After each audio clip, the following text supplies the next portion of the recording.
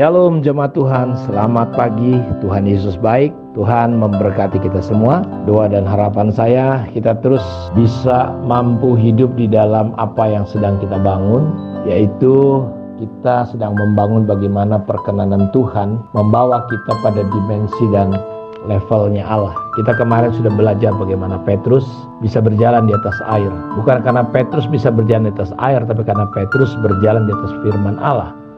Karena dalam Yohanes 15 ayat 7 di situ dikatakan, tinggallah dalam aku dan firmanku tinggal dalam kamu. Mintalah apa saja yang kamu minta, Bapa di surga akan memberikannya kepadamu.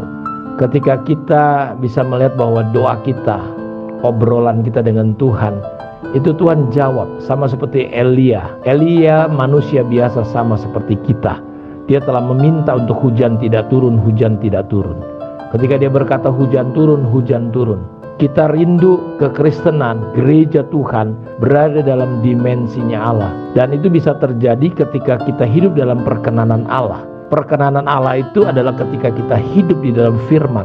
Karena kita sudah belajar bahwa tidak peduli latar belakang kita, karena bangsa manapun ketika takut akan Tuhan dan mengamalkan kebenaran, maka disitulah ada perkenanan Tuhan. Perkenanan Tuhan itulah membawa kita hidup di dalam dimensi-dimensinya Allah. Inilah yang kita harapkan terjadi dalam kehidupan kita sebagai orang Kristen dan terjadi dalam kehidupan gereja-gereja Tuhan. Kita berada pada level yang bukan hanya Kristen natural, gereja natural, Kristen yang tetap tidak meningkat di dalam Kristus. Kalau kita lihat misalnya Alkitab berkata bahwa kamu bisa berkata kepada gunung itu pindah. Itu sesuatu yang rasanya tidak mungkin. Bagaimana kita dengan kata-kata kita bisa memindahkan gunung? Itu sesuatu yang tidak mungkin. Tapi itu terjadi ketika kita berada pada levelnya Allah, dimensinya Allah. Ketika kita percaya, kita bisa berkata kepada gunung pindah asal tidak bimbang hatinya. Tapi percaya bahwa apa yang dikatakan akan terjadi, hal itu akan terjadi. Kita lihat ketika Yesus berkata dalam Yohanes pasal 14, kalau kamu percaya, kamu akan melakukan perkara-perkara yang besar, bahkan lebih besar dari apa yang pernah Yesus perbuat. Jadi itu janji Tuhan dalam kehidupan kita. Dan sepanjang sejarah Alkitab, kita melihat bagaimana dimensi Allah itu ketika orang-orang percaya, mereka hidup firman itu dipercayai.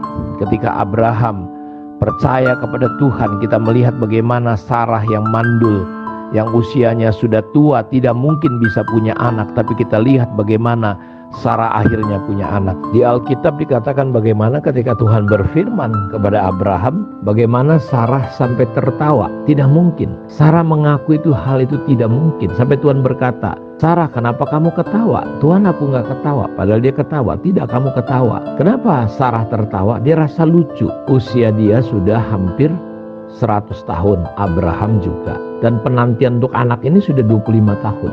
Dan Bapak Ibu tahu bahwa di kitab Ibrani dikatakan bahwa Abraham itu sudah mati pucuk. Artinya bahasa medisnya Abraham sendiri sudah impoten.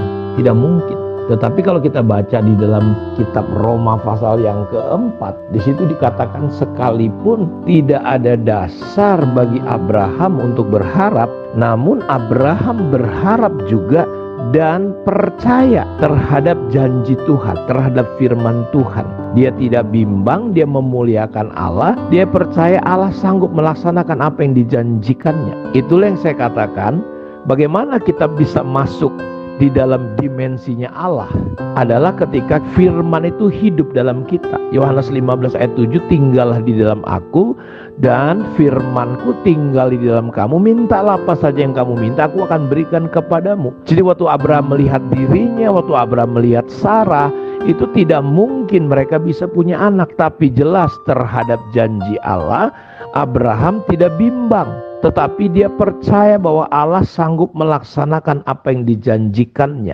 Realitanya, kenyataannya Abraham gak bisa punya anak, Sarah gak bisa punya anak. Itu selalu muncul, tidak mungkin, tidak mungkin, tidak mungkin. Dokter, tabib berkata kamu tidak bisa punya anak. Bahkan tubuh mereka sendiri menyatakan bahwa mereka gak bisa punya anak. Tapi Abraham tidak berjalan menurut realita. Jadi kalau sudah ingin masuk dalam dimensi Allah, kita mulai betul-betul berjalan di atas firman. Seperti saya katakan, Petrus tidak berjalan di atas air sebenarnya, tapi di atas firman. Dan ketika kita berjalan di atas firman, di atas kebenaran hidup dalam diri kita, kita bisa berjalan di atas hukum alam. Tidak mungkin ada manusia bisa jalan di atas air, pasti tenggelam, dan buktinya Petrus tenggelam. Tapi ketika Petrus jalan di atas air, dia bisa melewati hukum manusia, hukum alam. Dan ini yang saya percaya ketika kita ada di dalam levelnya Allah, dimensinya Allah, kita keluar dari perjalanan orang Kristen yang natural di atas natural, supranatural. Dan terhadap janji Allah, Abraham gak bimbang, dia tetap renungin. Ya, waktu dia lihat istrinya tidak mungkin, tapi dia berkata, Tuhan sudah berfirman, aku punya keturunan seperti bintang di langit, seperti pasir di laut. Setiap hari terus sampai firman itu dikatakan seperti kata Amsal pasal 4, janganlah perkataanku menjauh dari matamu, telingamu kalungkan itu di lehermu, simpanlah itu di lubuk hatimu. Itu yang akan jadi kehidupan bagi yang mendapatkan dan kesembuhan bagi seluruh tubuh mereka. Jadi firman itu harus sampai tinggal, meno, tetap, nggak kemana-mana, sampai rema. Logos itu sampai jadi rema. Itu yang akan jadi kehidupan, ada pertumbuhan.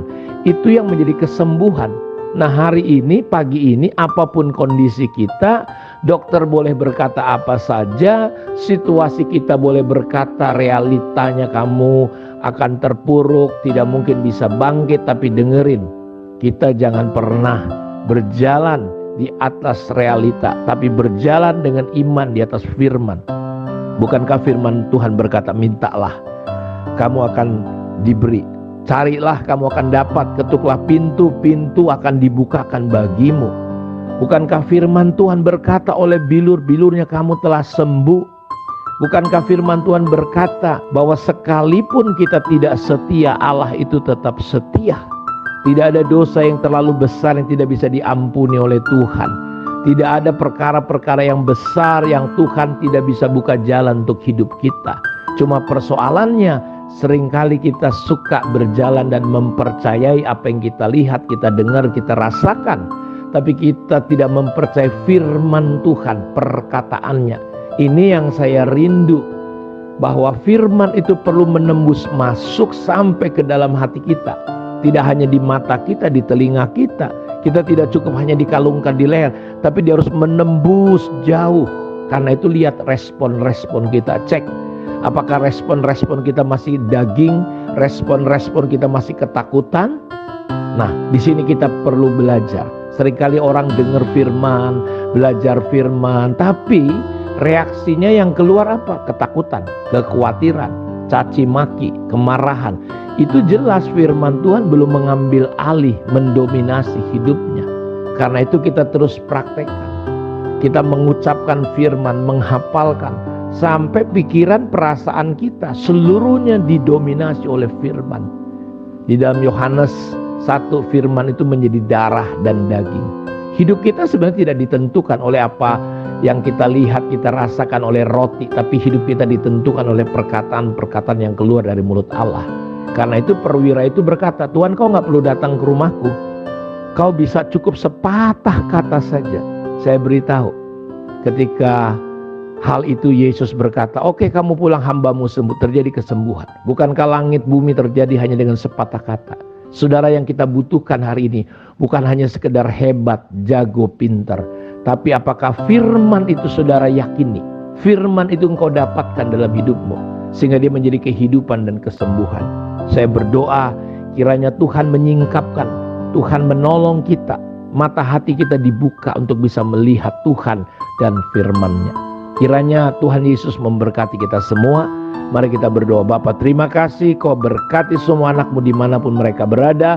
Lawat tolong singkapkan Tuhan semua hal yang menutupi mata hati kami, sehingga kami boleh berjalan dalam dimensi-Mu. Di dalam nama Yesus kami berdoa, amin. Tuhan memberkati kita semua. Shalom.